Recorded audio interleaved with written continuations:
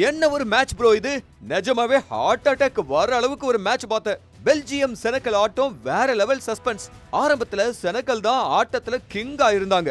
24வது நிமிஷத்துல ஒரு கோல், அப்புறம் 51வது நிமிஷத்துல இன்னொரு கோல். 2-0 செனகல் முன்னிலையில இருந்தப்ப பெல்ஜியம் அவ்வளவுதான் அவுட் அப்படின்னு எல்லாரும் நினைச்சாங்க. ஆனா கடைசி 5 நிமிஷம் இருக்கிறப்ப பெல்ஜியம் என்ன பண்ணாங்க தெரியுமா?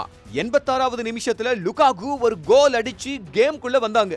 அடுத்த 3 நிமிஷத்துல, அதாவது 89வது நிமிஷத்துல டயலமென்ஸ் இன்னொரு கோல் அடிக்க ஸ்கோர் 2-2ன்னு சமமாச்சு. அப்படியே ஸ்டேடியமே அதிர்ந்து போச்சு.